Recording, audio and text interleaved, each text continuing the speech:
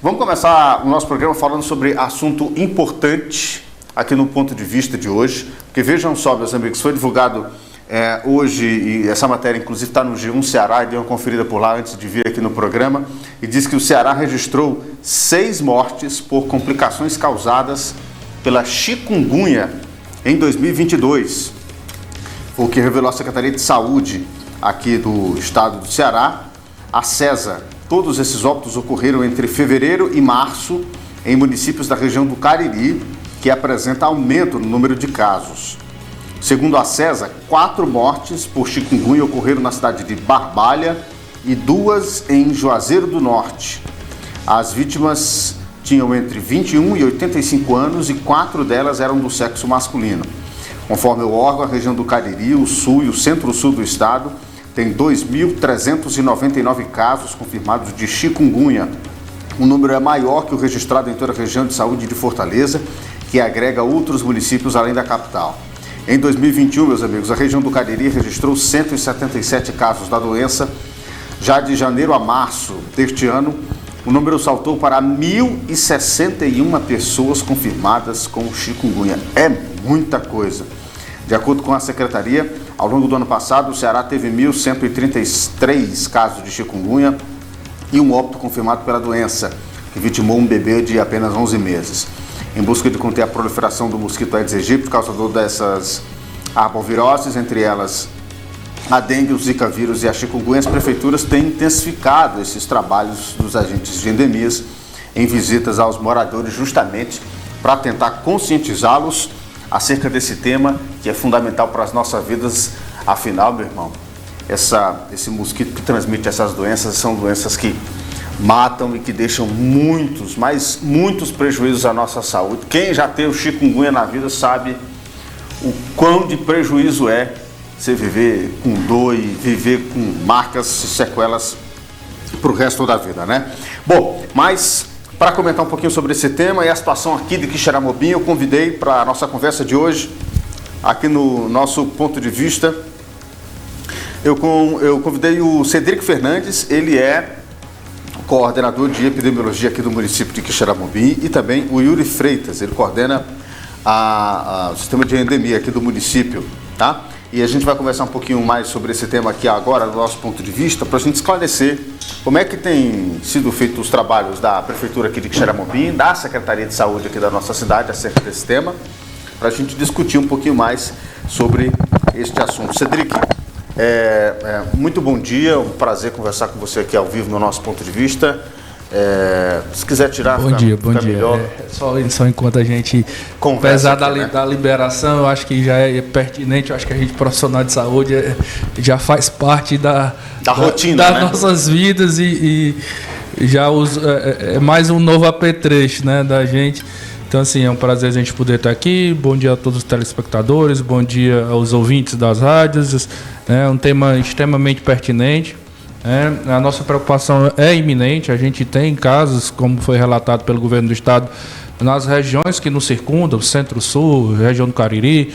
Alguns municípios da região do Sertão Central têm apresentado um número enorme de casos, né, um aumento desse número de casos. E, felizmente, Quixeramobim, a gente tem visto o que nos preocupa, um silêncio. Né?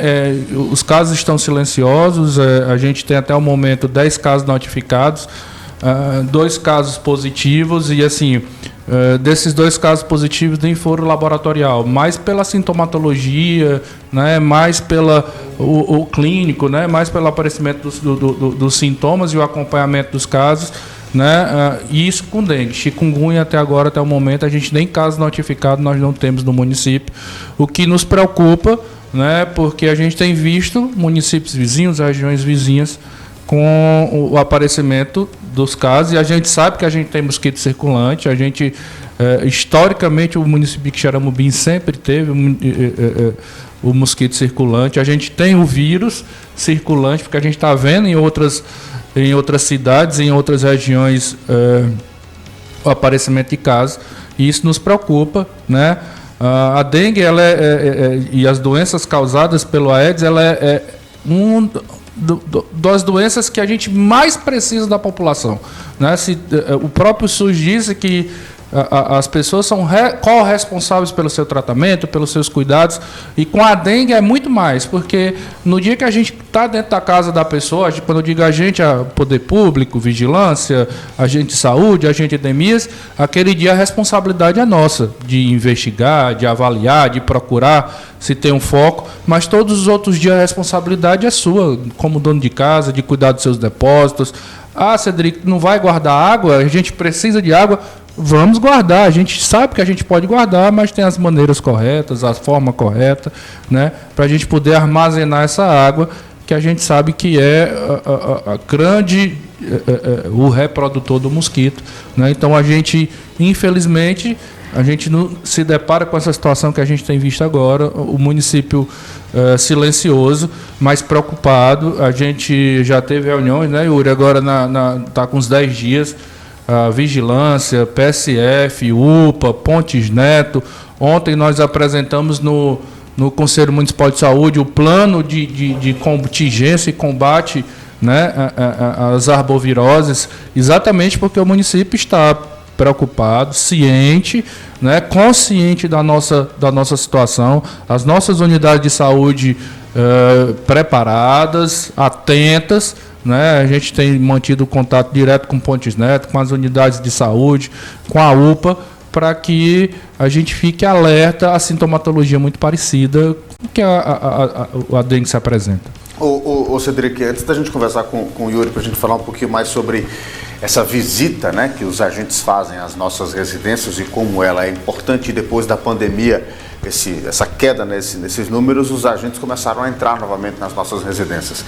Mas eu queria que você pudesse falar assim, como é que vocês montam essa estratégia? A partir de que pontos vocês montam essas estratégias e com o sistema de saúde, sei lá, o posto de saúde, a pessoa está com sintoma, como é que vocês identificam e montam essas estratégias? A gente sabe que a dengue é uma doença sazonal, né? Ela vem com o nosso período invernoso, a nossa quadra invernosa, né, chuvosa, ela tende ao aparecimento, porque a gente tem acúmulo de água, e outros depósitos que as pessoas têm que reservar água, e isso tende a aumentar nesse período, assim como também a circulação viral, e isso já é uma característica. Então a gente já começa o ano, né, se preparando em conversas, em investigação, vamos dizer assim, com as anteninhas mais ligadas com relação a dengue, chikungunya e as outras doenças, a zika e a febre amarela, que o Aedes ele é campeão, né? Consegue transmitir tudo, nosso diminui, mas o Aedes só ganha coisa, né? só ganha adeptos. E a gente se prepara, sempre em conversas, em reuniões, né? Estruturando as unidades de saúde, colocando a questão em alerta as unidades, os profissionais, né? Que se atentem para a sintomatologia, se atentem para o que aparece, né, para notificar. Existe um sistema de notificação nacional, que é o SINAM, né, que todas as doenças são notificadas e são enviadas para a Secretaria de Saúde, para a Vigilância em Saúde, para que a gente tenha um controle, né, e a gente tenha um monitoramento dos casos, né? Então, assim, como eu disse, reitero, nos preocupa a situação atual, porque a gente tem visto poucos casos. Nós saímos de uma batalha, né? Estamos ganhando essa batalha com o apoio da população, a gestão, né, os profissionais de saúde, que foi o Covid, e a gente espera que não volte mais, né, a terceira onda do Covid. E até no comitê de Covid, eu não sei se tinha alguém da rádio lá, tinha muito pessoal no comitê Covid que foi semana passada com o Raul, até a gente da vigilância, a gente frisou muito lá. A gente baixou a guarda um pouco, né? Se desarmou pelo cansaço, pelos vários processos que a Covid nos trouxe, mas agora é hora da gente levantar as nossas armaduras, as nossas armas agora contra dengue, chikungunya, porque a gente, Xaramubim está calmo, mas precisa de atenção, precisa de cuidado, haja vista que a gente tem outros municípios ao redor. Nos preocupa e a gente pede o apoio da população, dos meios de comunicação. Um dos graves problemas da dengue, a tecnologia que eu tenho hoje para exames é só 7 dias após o início dos sintomas. E aí muita gente não vai fazer. Já estou melhorando, já não apresento febre, já não tenho tanta aquela moleza, aquela dor no corpo. e aí muitas vezes eu não vou fazer o exame porque eu acho que não precisa. E isso é um perigo, porque o município fica cego, né, para a gente planejar o que a gente precisa planejar e para a própria pessoa. Posso ter 4 tipos de dengue, e o que a literatura e o que os especialistas falam é que quanto mais vezes eu tiver, maior risco de gravidade. Então, se eu também, enquanto paciente, enquanto comunidade, não souber quantas vezes eu tive, ou se já tive ou não, eu estou correndo risco de ter casos piores no futuro, caso eu venha a desenvolver novamente a doença. Perfeitamente. O Yuri Freitas, ele coordena a endemia aqui no município de Quixeramobim. Yuri, depois dessa queda desses números da pandemia, nós tivemos a volta dos agentes de endemia entrando nas nossas residências. Como é que foi esse retorno para vocês? Bom dia, Estevam. Bom dia aos espectadores, aos ouvintes. A gente sabe também que a dengue nunca tirou férias, né? Ela é uma doença que não tira férias. Então, o Cedric acabou de falar que existem as pessoas que não voltam para fazer os exames, e são os famosos casos subnotificados. Ou seja, em 2021, em outubro, os agentes já começaram a adentrar os seus imóveis, né? Houve uma normativa em que o governo solicitou que os agentes trabalhassem o peridomicílio, ou seja, fora do ambiente residual, mas agora em outubro de 2021 nós já voltamos a trabalhar o intradomicílio, fazendo todo o trabalho de pesquisa e também de controle, né? A gente tem um número de casos passados, desde 2017 foi a nossa maior incidência, o nosso maior número de casos, né? Porém, esse ano nós já fizemos o LIRA, que é o levantamento de índice rápido, né? Que é através desse levantamento que a gente sabe como é que está a situação do município. Ele é feito 4 vezes ao ano. Nós já terminamos o segundo ontem, está no processo laboratorial para a gente já visualizar. Mas, colocando em outras palavras, se nós fôssemos um sinal de trânsito, nós estaríamos do amarelo para o vermelho, né? Apesar do número de notificações ser baixo, isso não quer dizer que os nossos munícipes não estão ficando doentes, né? Como o Cedric disse, a pessoa fica doente, procura a unidade básica de saúde, porém não volta para realizar os exames laboratoriais. E isso, enquanto endemias, isso é muito prejudicial. Porque até a nível de Estado, para o Estado nos ajudar, a gente precisa de uma porcentagem acima do número de notificações para que o Estado possa nos auxiliar com algumas ações, né? Bom, e como é fundamental, e aí você que está em casa nos acompanhando, que você receba o agente de endemia olha, caixa d'água mal vedada, pneu velho jogado em resto de muro velho, cangalha velha, caixa que joga, não sei o quê, tudo isso junta água. E a bexiga da água parada ocasiona o local onde o mosquito bota os ovinhos lá e aí viu a desgraceira que fica. E Elistênio, só te interrompendo, Elistênio, culturalmente o agente, que era o antigo agente da Sucan, né, era bem recebido, né? As pessoas faziam questão que os agentes adentrassem as casas. Hoje a gente nota que é um pouco ao contrário, uma resistência justamente por causa da Covid, né? Mas só salientando também que os agentes, quando eles vão visitar a sua casa, eles ainda estão munidos dos EPIs, né? Não, por mais que houve o relaxamento do governo do estado para que a gente possa não utilizar máscara, e sim subjetivamente, nós orientamos que os nossos agentes, ao adentrar o seu imóvel, ele utilize todos os EPIs necessários. São todos vacinados, né? E todos vacinados. Todos nós são vacinados, né? Importante. E outra coisa, só lembrando também que todo reservatório que possa acumular água é um possível criador. Essa é a minha pergunta. Exatamente. Veja bem, nós estamos vivendo um momento não muito fácil para a água. Tem chovido, mas não tem feito água, né? E a gente precisa armazenar essa água, mas tem que armazenar da forma correta. Aí, às vezes a gente compra um tambor, bota lá o tambor, bota água, aí o cabo da Sucan vem e bota aquele pozinho. Quando bota aquele pozinho, eu posso usar aquela água normalmente ou não? Como é que é? Hoje em dia nós não usamos mais esse larvicida em pó, né? Hoje, a partir de novembro, a partir de outubro do ano passado, a gente já usa as famosas pastilhas, que a nome técnico se chama espinosade, né? Essas pastilhas, elas não têm gosto, elas não têm cheiro e elas não vão prejudicar nem o seu animal pet, se caso você precisar, e nem a fisiologia humana, né? Então ela é super segura e ela vai durar por 60 dias. Mas mesmo assim, utilizando essas pastilhas, que é o agente químico que a gente chama, né? A gente só pode usar esse agente químico naqueles reservatórios que não são passíveis de remoção. Sim. Porque nós utilizamos o peixinho, o famoso peixinho, que é o agente biológico, que ainda é muito eficaz, né? E também usamos o outro agente químico mais pesado, que é o famoso carro fumacê, né? Que, aproveitando o seu programa, também falar para a população e desmistificar que o carro fumacê, ele não pode ser utilizado em todas as formas, de qualquer jeito. Ele tem padrões técnicos, razões técnicas para você usar. E é o último caso em uma pré-epidemia para que a gente possa usar. Para ouvir o fumacê, a gente tem que estar numa crise grande. Assim, as pessoas ficam pedindo que venha.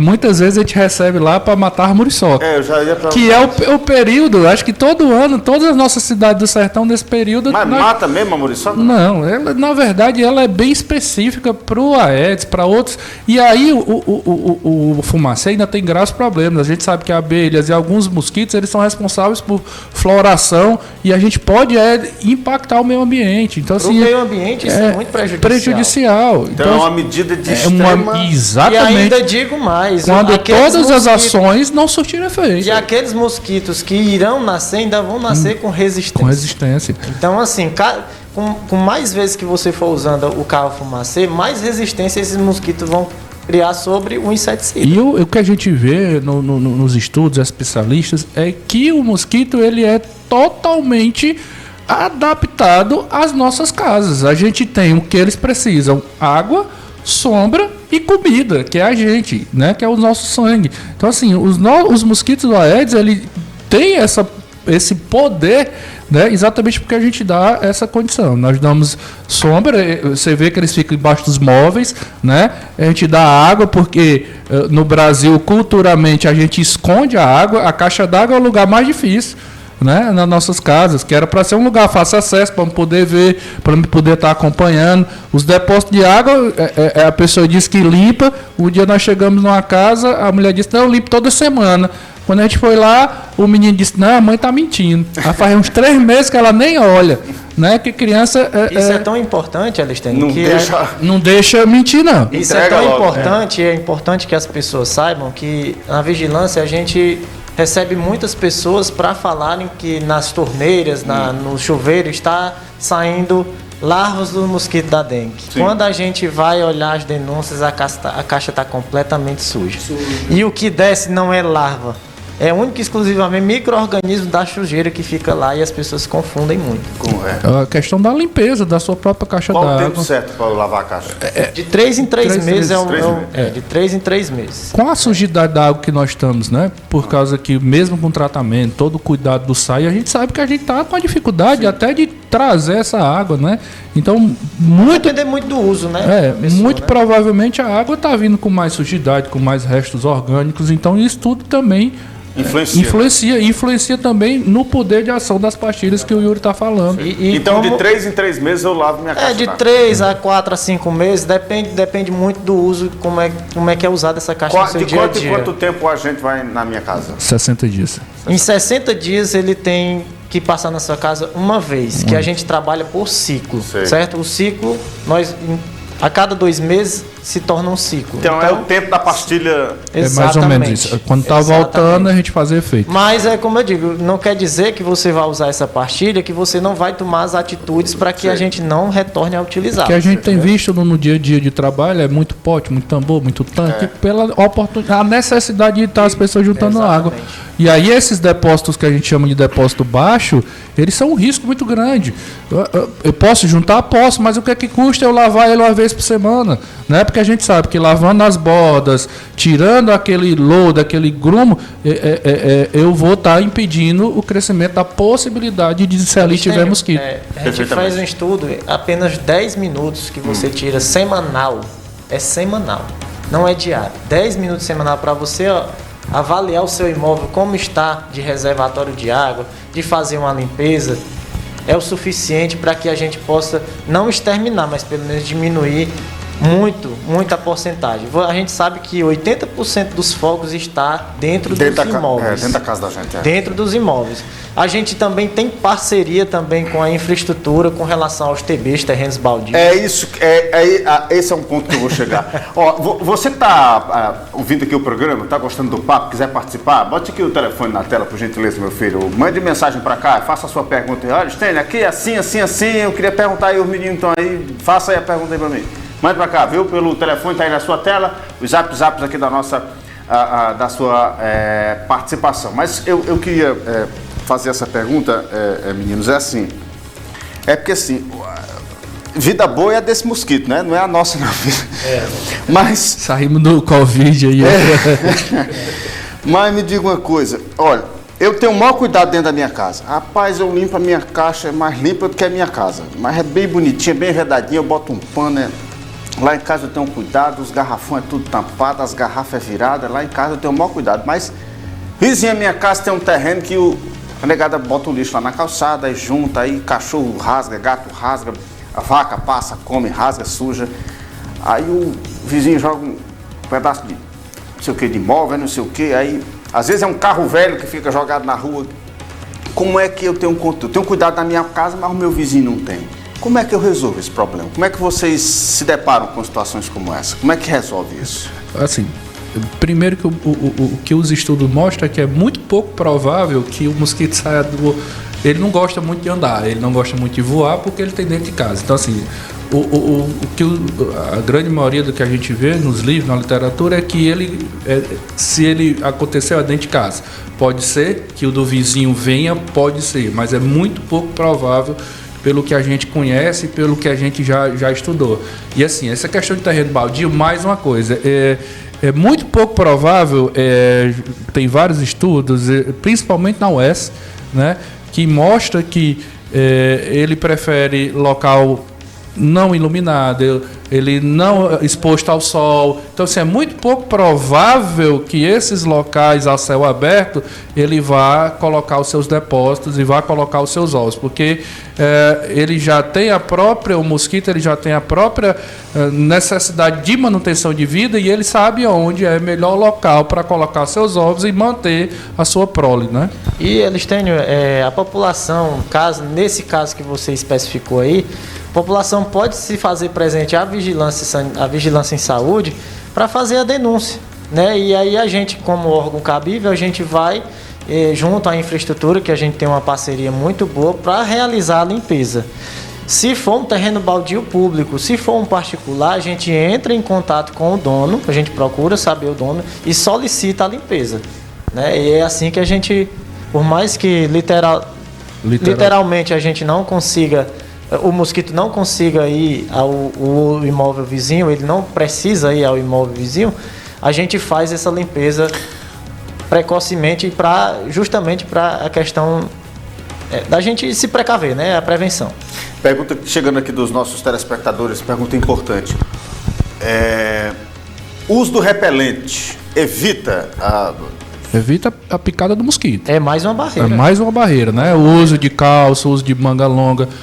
Os mosquitos, ele voa abaixo, né? Ele tem uma diferença do... como é que eu posso diferenciar o Aedes da muriçoca? Até o tipo de voo. A muriçoca, ela voa meio, mais ou menos assim...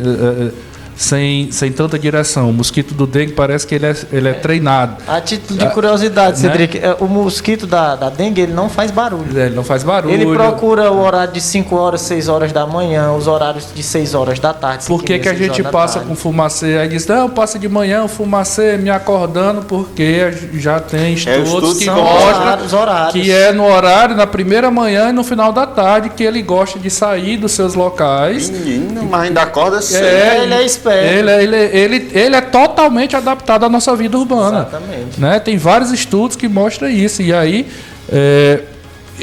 a questão, ele voa abaixo, ele não gosta de perder energia voando. Né? Ele voa abaixo cerca de 1 metro, então o uso de calça, né? Manga longa, o uso de repelente, né? A questão, crianças que estão expostas, né? Também, quando for dormir, que agasalhe pernas, né? Porque diminui o risco do contato, né? do mosquito com a mucosa, com a pele humana. Mora de graça, não paga aluguel, come, bebe, dorme. Rapaz, uma beleza. Eu acho que quem é mais sabido é ele, né? A gente se diz tão inteligente, né? Mas é um inquilino. Sabido é o mosquito da dengue, velho. Não pode mais nem chamar isso, né? Que ele transmite um bocado de outras de tudo. Bom, para a gente já ir finalizando aqui o nosso papo, já agradecendo a disponibilidade de vocês aqui para nos orientar um pouquinho sobre este assunto, e sempre muito importante ficar esse alerta para a gente tentar conscientizar a nossa população. E em caso de aparecer com sintomas, Cedric, eu estou com quebradeira no corpo, estou com febre, estou com dor de cabeça, mas aí eu estou pensando que é uma gripe, que eu costumo gripar sempre e tal. Onde é que eu devo ir? O que eu devo fazer? Hoje a gente já está com as nossas unidades estruturadas, ou procura a tua unidade de saúde mais próxima, ou a UPA, o ponto de apoio, né? Que é a unidade de pronto atendimento, e aí a equipe está orientada o que fazer, né? A questão como é uma doença viral, como toda doença viral, nós não temos uma medicação específica que eu vou dizer. Eu vou lhe dar uma medicação que você vai ficar bem da dengue, como era o caso do Covid. Deixa eu fazer uma outra pergunta. Ela transmite, por exemplo, se eu estou com dengue, eu transmito para você? Não, só pelo Aedes. Só pelo mosquito? Só pelo mosquito. Ele precisa de um agente, de um vetor transmissor. Certo. Ele não transmite pessoa a pessoa. Né? Ele tem 4 tipos de vírus conhecidos, vírus 1, 2, 3 e 4, por isso que eu digo que eu tive dengue 1, dengue 2, então eu posso pegar na minha vida até 4 vezes de dengue. É muito pouco provável que você sobreviva se tiver, porque mostra que a possibilidade de casos graves com a reinfecção quanto mais vezes a chance de casos graves pior. Eu estando com dengue, eu posso ter uma rotina normal se eu conseguir, claro? Muito difícil ter, por causa que ele causa a principal fisiopatologia dele é causar perca de sangue, por isso que tem uma dengue hemorrágica, causa as mialgias, né? Ele causa aquelas dores no corpo, e esses extravasamentos sanguíneos causa muita lassidão, muita moleza, muita astenida, muita dor no corpo. A pessoa cai mesmo. São sintomas que fazem com que a pessoa caia. Né? E aí tem essa diferenciação para gripe, porque gripe, resfriado, geralmente ele vem em casos mais leves. Né? Antes dava para diferenciar, por exemplo, quando a gente via que tinha diarreia, a gente já pensava em outras viroses, mas hoje já não dá mais, porque já viu os dengue com diarreia. Né? Então, assim, as próprias doenças vão se reciclando e a gente está tendo que aprender e se reciclando junto. Mas, como eu disse, sintoma, procura a tua unidade de saúde, o médico, o enfermeiro, procura a UPA, os casos vão ser notificados, vai ser solicitado uma sorologia. Mas, né? Cedric, eu costumo fazer, eu digo isso, mas são situações. Mas eu estou doente, eu sou resistente, não gosto de ir para médico, não vou para UPA, eu não vou para posto, eu não vou não sei o quê. Eu vou tomar um remédio aqui em casa mesmo. Pode? Não deve. Né? Porque o que a gente mais bate enquanto profissional de saúde é a não medicação, a não automedicar. Porque, assim, por exemplo, a gente diz paracetamol é simples. A gente já viu casos em 2009 no Rio de Janeiro, se você fizer uma pesquisa simples, mais de 60%, mais de 60 casos de óbito no Rio de Janeiro em 2009, uma grande crise de dengue que teve lá. O que foi visto que não foi a dengue, foi o uso inadequado e irracional do paracetamol. Né? A gente diz, paracetamol é uma besteira. Não, usado da forma inadequada, ele pode ser um grande problema para o fígado e para outros órgãos do corpo. Né? Um agravamento, isso. E a gente fica preocupado com isso. Então, assim, procura a tua unidade de saúde, procura o médico, enfermeiro. É difícil. Conversa com o enfermeiro, conversa com o agente de saúde, né? As unidades de saúde estão... Procura a orientação. Orientação. Né? Não tem um remédio específico para dengue, porque é uma doença viral, né? Mas a gente tem as medicações para os sintomas, para febre, para dor no corpo, para aquela moleza, e do mesmo jeito que a água traz, a água leva, muita hidratação. É primordial para quem tem sintomas de dengue a hidratação, água, suco, água de coco, o que você conseguir, soro caseiro, o que você conseguir ingerir, é extremamente importante a hidratação no processo da recuperação da dengue. E o exame. A tecnologia... Cedric, por que é que eu não faço antes? Infelizmente, o que nós temos à disposição hoje é uma sorologia. Ela precisa de 6 a 7 dias para poder ser com certeza. Eu posso fazer antes? Pode. Mas muito provavelmente não vai dar o resultado fidedigno e adequado se você teve ou não realmente a dengue. Outra pergunta surgindo aqui dos nossos telespectadores. A ferroada do mosquito é diferente da muriçoca? Não. É basicamente a mesma coisa. Tem muita diferença, não? Mesma coisa. Não vai... Não vai. Assim, ele voa mais reto, assim, se eu puder diferenciar, apareceu nas imagens dele aqui enquanto você falava, ele tem aquelas patas brancas, né, que a gente consegue diferenciar, e como o Yuri disse, ele não faz zoada, ele voa mais reto e a muriçoca ele voa mais em ondulações. E ele procura aqueles horários, como eu falei, entre 5 horas da manhã e 6 horas da manhã e 5 e meia da tarde a 6 horas da tarde. É o amanhecer e o vesperal, né? É isso aí. O vespertino. Exatamente. A hora do Ângelus. Cadê meu filho? Bote aí pra mim. Estão rezando e aí o mosquito veio, cuidado, né? Esse aí é o mosquito, gente. Ele tem essas patinhas meio pintadas de branco, né?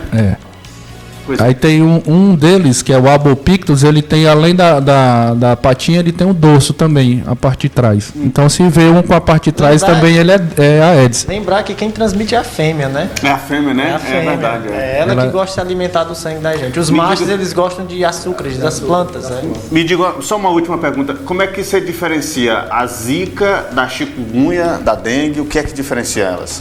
A chikungunya é mais dor crônica, mais articulações. A dengue ela é mais febre com exantema, que é aquele vermelhidão, né? E o zika é um caso mais leve. O grande problema do zika é exatamente a má formação, né, que a gente viu nas crianças, principalmente quando dava em gestantes, que foi a microcefalia. Então, nesse caso, o que agrava esse aparecimento de microcefalia é a zika e não a chikungunya? Não, foi a zika vírus. Né? Zika vírus. E aí ele também transmite a febre amarela, que o estado do Ceará não é um estado endêmico, mas ele é bastante importante nas regiões pantaneiras, amazônicas.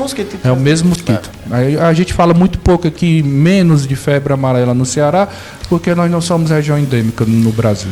Bom, para a gente finalizar, Cedrico, por gentileza, recado final. O que você diria para a população que está nos acompanhando agora? Que recado você deixa em nome da epidemiologia do município para a nossa população? Na verdade, a gente não quer fazer medo. Assim, acho que o processo de educação em saúde, muita gente diz que a gente quer ou trazer pânico, nada disso. A gente quer que as pessoas tenham cuidado, né? E que entendam que o processo de tomar conta da minha saúde também é da gente, né?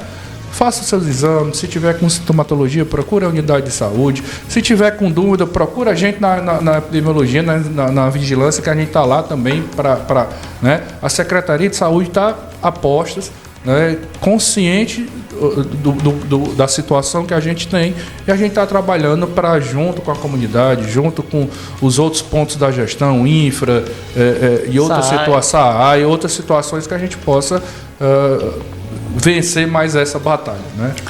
Yuri, recado final. Vamos lá, o que eu deixo de recado final é que enquanto nós, secretaria, nós estamos fazendo o tratamento, nós tratamos os doentes, mas nós temos que trazer para a população, trabalhar a prevenção. Nós temos que evitar de ficar doentes, né? E isso é muito importante. São apenas 10 minutos dentro de casa. Mas eu não tenho tempo, mas tem um domingo, né? Eu trabalho de manhã, mas tem sempre alguém dentro de casa que pode tirar 10 minutos para você avaliar o seu imóvel, para saber se tem algum depósito com água. Então, assim, vamos trabalhar a prevenção, gente. Informação está aí, a gente consegue em todo lugar, a internet é para todo mundo, né? Claro, colocando as informações certas, os sites certos, né? Procurando a informação correta, mas é basicamente isso, é trabalhar a prevenção. Vamos evitar de ficar doente.